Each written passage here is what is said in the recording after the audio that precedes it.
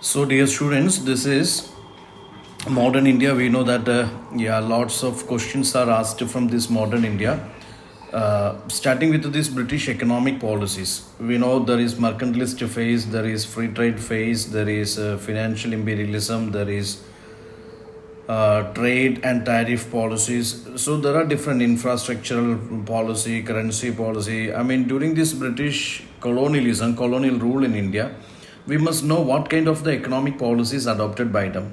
So during this mercantilist phase, which is up to this, right from Plassey to 1813 Charter Act, we know that the core focus of British economic policies, it was like this: India was used as a source of raw materials for British industrialization and a market for the finished products. I mean, British finished products. Then the company enjoyed this East India Company enjoyed a monopoly over Eastern trade and no Indian industrial development. So one side you see India was a supplier of raw material and buyer of these British goods, and here what happened is deindustrialization. One way free trade policy also, it was basically, a Charter Act 1813 ends commercial monopoly of the company, partially ended. By 1833 it is fully ended. So coming to this free trade phase, let's see that India is market for British goods, and Indian manufacturers, traders couldn't compete with the British merchants and traders. For Indian goods, there is high taxation on these European markets or in these British markets, and since these British goods are much cheaper, yes, Indian merchants couldn't compete with them.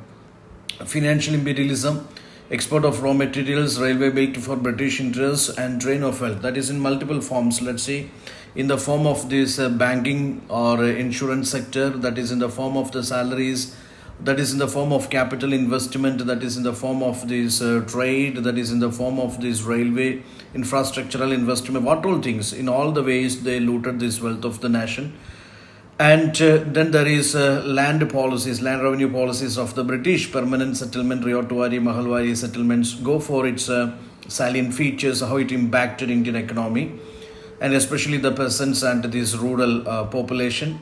Then the trade policies of the British, infrastructural policies of the British, currency policies of the British. So it is very important to go for British economic imperialism or British imperial policies and how it economically impacted Indian industries, Indian agrarian sector, Indian manufacturing sector, Indian like what is called this rural industries or a rural economy, urban economy, how being impacted by these British colonial policies. There is another important area which is socio-religious reforms of this modern India. Socio-religious reforms of modern India. This is again a favorite topic for UPSC. Socio-religious reformers always, some people may be in the news due to their birth anniversary, death anniversary. Sometimes their ideologies or their teachings or contributions are in the news. So here Rajaram Mohan Roy, he is regarded as the father of Indian Renaissance. So especially he kick-started this Renaissance from Bengal, founder of this Brahma Samaj, and what all these socio-political, economic and intellectual ideas he fought for or he stood for, what are his fights against certain social institutions and social practices, what all his political demands, what all his economic demands, what all his intellectual ideologies, or what are his ideas about this existing religion. So those things you have to go through. Women education, monotheism, supported press freedom, Western education, and also he was a strong supporter of this rationalism and a strong supporter of the French ideals or this what is called the Western liberalism or individualism, internationalism, secularism, humanism. These ideas being supported by Rajaram Mohan Roy. Go for what are his achievements, his contributions, his ideologies on various aspects. Okay. Coming to Ishwar Chandra Vidyasagar, he has promoted widow remarriage and admitted lower caste population into Sanskrit college. Then he is a supporter of female education, social equality, translation of transit books to Bengali. So go for the contributions of Ishwar Chandra Vidyasagar, Swami Dayanand Saraswati. There is a chance that these reformers and their ideologies could be, compared, and UPSC can ask a question like this: reformers, and compare and contrast their ideas or ideologies, etc. Swami Dayanand Saraswati versus Rajaram Mohan Roy, Swami Dayanand Saraswati versus Ishwar Chandra Vidyasagar or Sir Syed Ahmad Khan or Annie Besant, etc. So he was a supporter of this monotheism, and there is a Shuddhi movement is connected with Arya Samaj. You must know what is the intention behind this, or what is the purpose of the Shuddhi movement. What are the contributions of Swami Dayanand Saraswati, his idea of Swaraj? Okay, those things you go for. Sir Syed Ahmad Khan, Aligarh movement, promoter of this modern education. Obviously, founder of this Mohammedan Anglo-Oriental College. Then there is emphasis on rationalism, scientific outlook among Indian Muslims, and opposed to orthodoxy, and remained loyal to this British. So, what are his ideas? What are his contributions? Go for it. Similar way, Jyotiba Phule, founder of Satya Shodhak Samaj. Then Swami Vivekananda. Annie Besant, Dr. B.R. Ambedkar, Periyar E.V. Ramaswamy Naikar. Okay, so just go for the very popular socio-religious reformers, lower caste movements and their leaders, and what all were their ideologies, ideas, what all were their achievements, contributions. Go for it. It's important. Similar way, some potential topics for this year. 1857 revolt is important for you. Okay. Because UPSC always focuses on these very core events which are connected with this India's freedom struggle. Obviously, this 1857 revolt on various contests being debated, discussed among these popular modern historians or thinkers and the subject experts, etc. So the character of the revolt, or the causes of the revolt, or the outcomes of the revolts are being discussed on multiple contests. So have an idea who are the main stakeholders of this 1857 revolt, causes, consequences, its characteristics, and its overall impact on Indian nationalism. Similar way, women of freedom struggle or women contributors of freedom struggle. Yes, gender inclusion, that is of course a core theme in these UPSC exams previously. Then these invisible or unsung heroes of India's freedom struggle, especially the contributions of women and these great heroines from the lower strata of society, that is being asked repeatedly. So that is important. Go for a chart, go for a flow chart of these popular women contributors of freedom struggle. Then economic impact is again very important. Okay, economic history is one of the favorite area for UPSC, and of course lots of questions being asked. So go for it. What are these economic impacts of British rule? How it impacted India's nationalism or anti-colonial struggle? Then Subhash Chandra Bose. Yes, this is not to 25th. It's already, we have seen that there is already 130 finished by Subhash Chandra Bose, but still this is discussed. I mean, after the completion of 130th years of his birth, lots of discussions and lots of debates, especially on this Netaji's file declassifications, or his disappearance, his contributions, or the personality analysis, or maybe ideological comparisons between Bose, Nehru, Gandhiji. All these things are important, so you have to go for it. Then Indian National Congress, yes, the various phases of this Indian National Congress, Indian National Movement, and the theories behind its launching, its foundation. Then partition of Bengal, again it's very important, don't miss it. Partition connected with Atmanirbhar Bharat, you can expect a question. Non-cooperation, civil disobedience, Quit India, comparative analysis can be there. Okay, so take care, these popular topics from modern history, you have to go for its cause and effects, various causes, multidimensional causes and consequences of these events, and immediate or major stakeholders of these major events of the freedom struggle that you have to go through, its leaders, etc. It's important for you. Okay.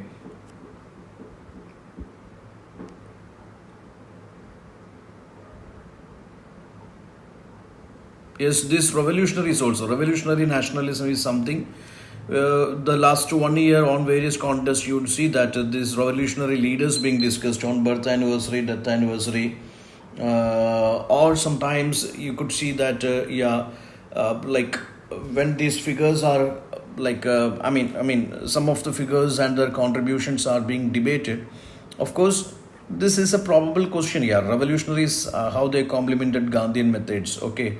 Or a kind of question could be like these revolutionaries, their limitations and their failures, or their achievements, okay?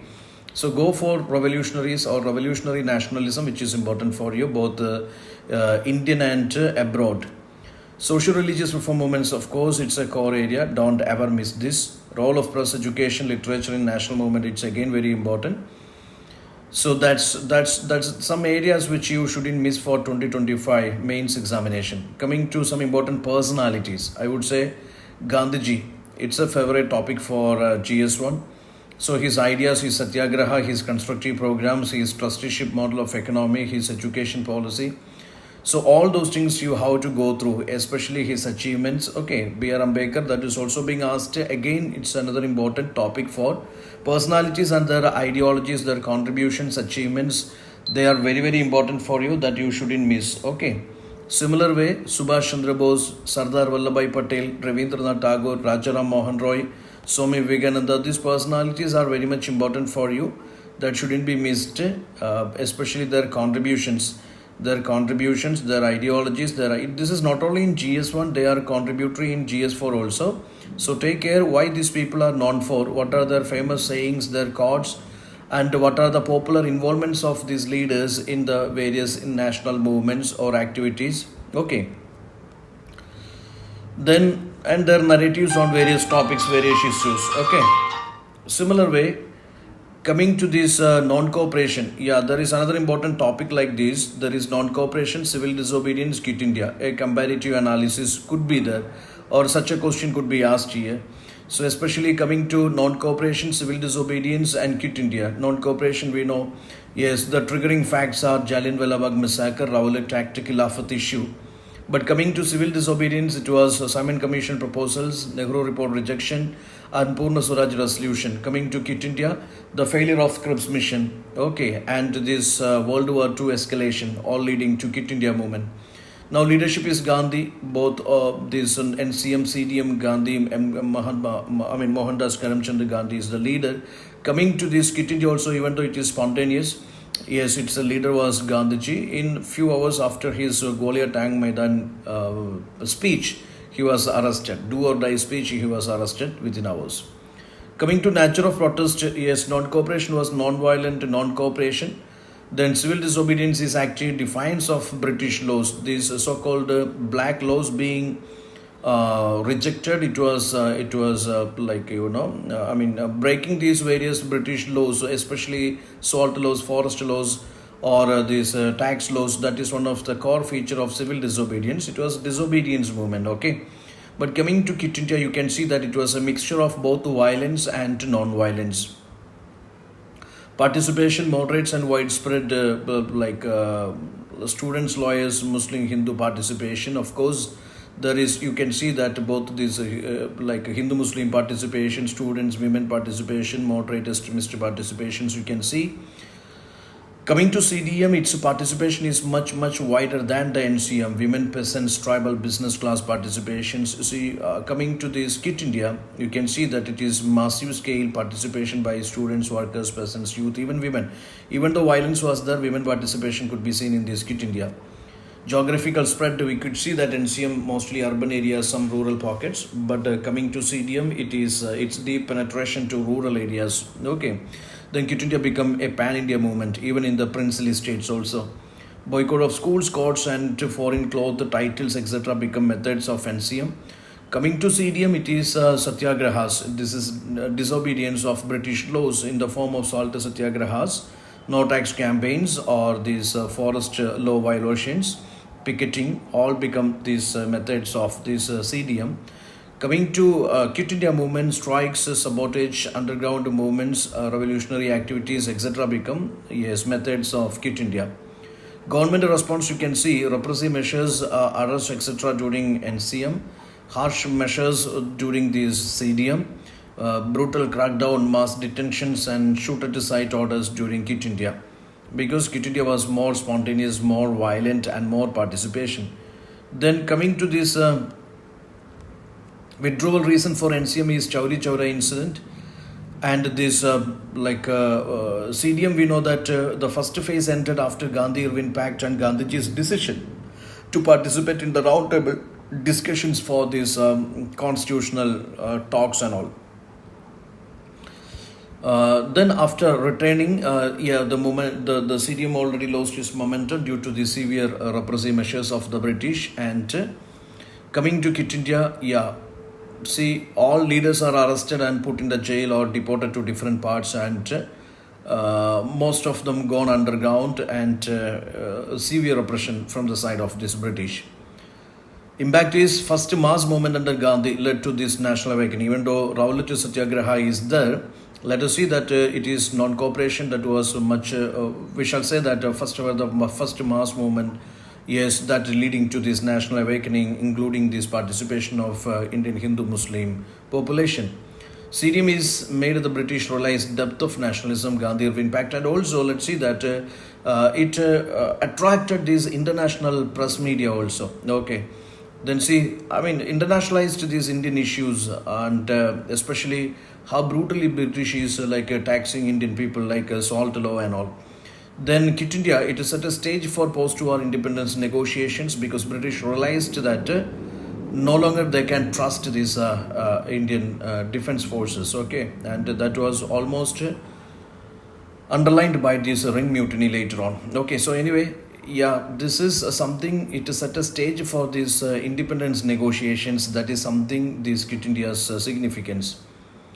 Yes, non-cooperation was non-cooperation without breaking British laws, but coming to CDM, deliberate violation of colonial laws, salt march is an iconic start. Coming to Quit India, this is the most severe, or let us say do or die movement. Let's see, it was most militant, spontaneous of all Gandhian movements. So this analysis is very important here because this is where they can ask a question. I mean, NCM, CD and Quit India can be compared, and this way they can ask a question. So just go for it. Next is Swadeshi.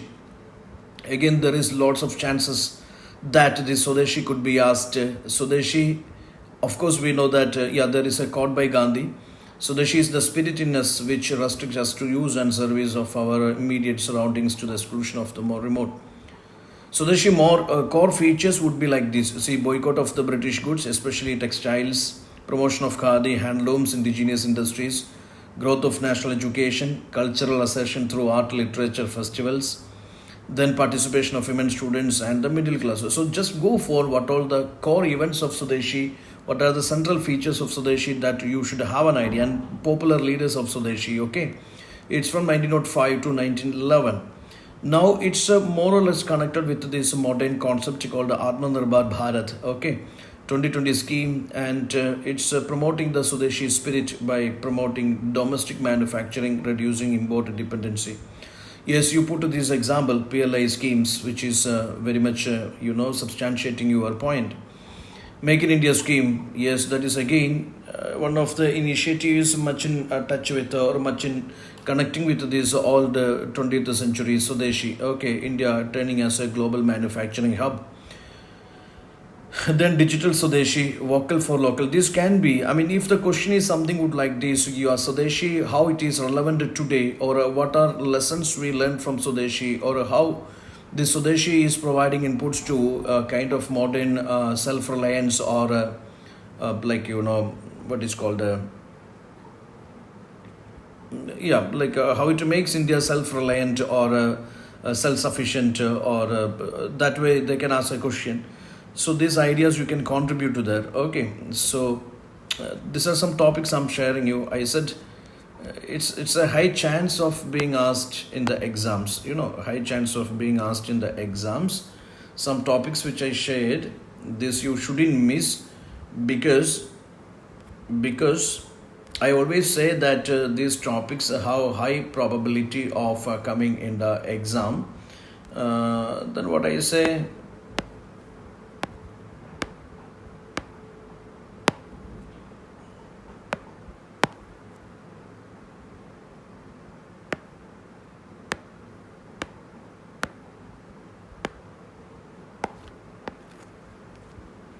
Okay, what I said is this British imperialism and its effects important for you. Its effect important for you, especially the British colonial era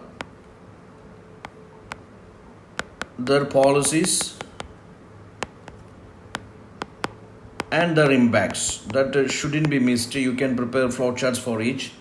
Okay. Then another important thing I said is that socio-religious reform movement. Socio-religious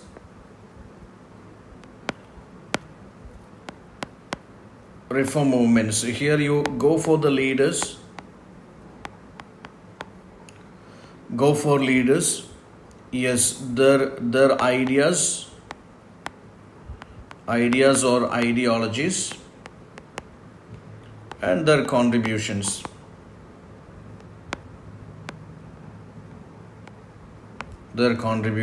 And of course here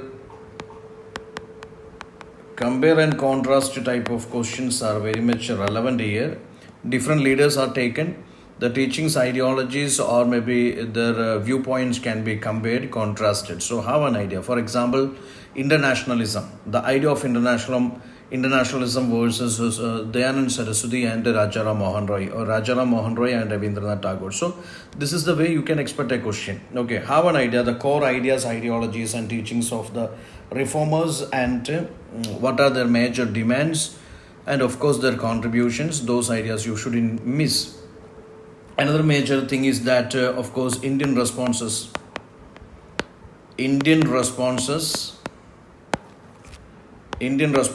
to this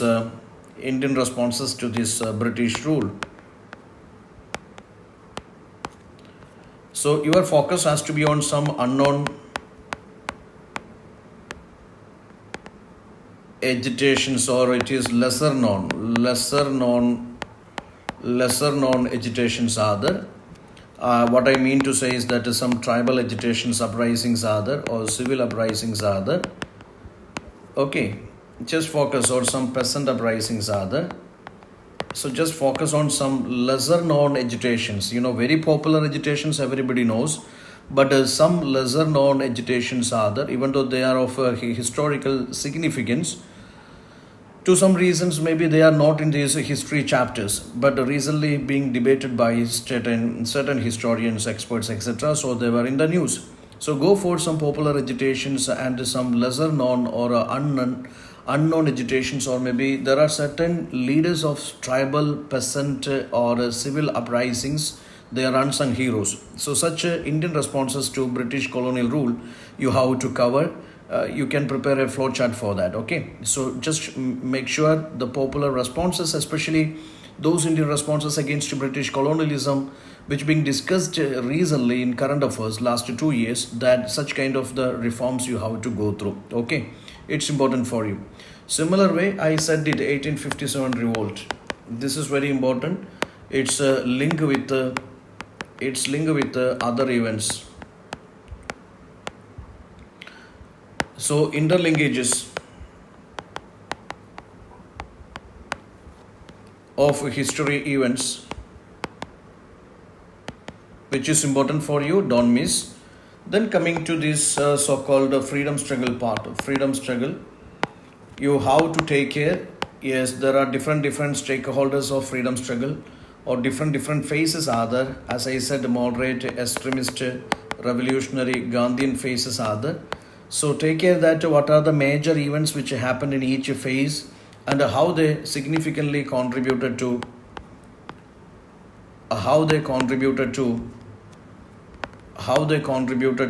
this mass awakening or mass mobilization, or how they ignited the spirit of this internationalism. So this is important. Go for, yes, popular events of the moderate, extremist, revolutionary, and Gandhian phases, and you must know their causes, different events, their causes, and their outcomes. Their interlinkages. Okay, interlinkages with both the other national events and world events. These things are important for you. Okay. Then I said another important thing is that there is, UPSC can ask questions on the personalities. The questions can be on the personalities. There are lots of personalities which being in the news due to birth anniversary, death anniversary, or central state governments paying tributes to such great personalities, or building their statues, or dedicating museums for their contributions, or memorizing their contributions. Or maybe some personalities are also historically debated and criticized. So reasons, there are multiple reasons why this some personalities in news now, since they are being in the news, and multiple uh, sectors or in multiple platforms they're being discussed. See, go for the personalities. When you go for the personalities, it is very important to know why they are significant in modern history, especially their contributions. You must have a clear idea about their contributions. You must have a clear idea about their ideas or ideologies. You must have a clear idea about their what would I say, that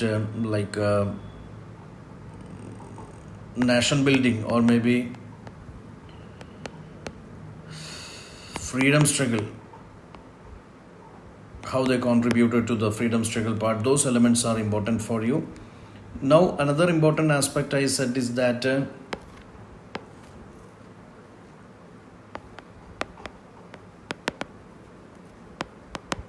check some current affairs of the history and culture. What I said is that when these historical events, personalities, or maybe these issues are in the news, a high probability that they can be asked in the exam. We know the same strategy we used in the prelims. So here, this is start with the 1757, go up to 1857, then from 1857 to go up to 1885, then 1885 to go up to 1905. Then I would say that from 1905 to go up to 1919. From 1919 you go up to 1947. Then you cover the happenings of 50s, 60s, and 70s. Enough. Okay, this is the way you can do justice to history part. So here 1757 to 1857, I would say this is the game of the company, British East India Company. They have different phases of their economic policies and all. As we said, mercantile or mercantilist phase is there, or commercial phase is there, or maybe financial phase is there, industrial phase is there. There are different phases of this British East India Company's economic policies, activities here. So from 1757 Plassey victory to 1857. This 1857 is the revolt of 1857. Then 1858 transfer of power from company to crown. So from 1757 to 1857, you please cover, yes, how this company, British East India Company, or how this British colonial power established their political, economic, cultural, intellectual, social dominance over Indian populace. That is very important. What all kind of the constitutional reforms they adopted or they introduced here, educational policies or judicial policies or civil service policies or military policies or land revenue policies or commercial policies, industrial policies, they adopted and implemented here, and how those things impacted Indians, how those things impacted Indian society, economy, and culture, religion, traditions, etc. So this thing is very much important for you. That colonial era, right from this Plassey victory to this 1857 revolt, under East India Company, what all things they have done here, constitutionally, economically, socially. See, in different angles, what all the policies adopted, implemented, how it impacted various segments of Indian population. Those things you have to cover very nicely. Then 1858 to 1885, which is the era of this rise of nationalism. So you must understand what are the different dimensions of rise of nationalism. Yes, what all factors contributed to rise of nationalism, what was the character of the early nationalism, those things you have to cover. Then till 1905, 1885 to 1905, this is the first phase, which is called the moderate phase. So what are achievements of moderates, what are their constitutional methods, methodologies, and what were their demands, what are their limitations, that you cover. 1905 to 1919, that is extremist phase. Have an idea what all things, yes, these extremists have done to Indian nationalism, their achievements, their demands, their agitations, their spread, their reach, their limitations. Similar way revolutionaries also. Okay. Then must have an idea Gandhiji's arrival, his localized events, and how he transitioned as a mass leader, or what all factors which contributed to rise of Gandhiji as a national leader. Those elements you have to cover very nicely. Okay, till 1947. That 1947 is the achievement of the freedom and partition. So yeah, this is 1885 to 1905, 1905 to 1919, 1919 to 1947. In between, there is a second phase of revolutionary terrorism also, which you cover. 1919 to 1947 is very significant part. You must know the popular events of 1920s, 30s, and 40s, which is very very important, because you must know that Indian nationalism it reached its or maybe it came to its full-fledged track from this 1920s onwards, we can say like that way. So how, I mean, different strands of nationalism, or different strands of this national movement activated, and how they contributed, those things you have to cover very well. Especially many contributors are there, go for them, and just have a analysis, a comparative analysis of this different contributors to this nationalism, which you have to cover very well. Okay, so these things I'm telling you. In the coming session we will be dealing that post-independence and world history. Due to some technical issues, I couldn't write down the things, but still I have shown you some important aspects which you have to cover. So that's it, my dear aspirants. We'll see you on some other day. Thank you. Good night.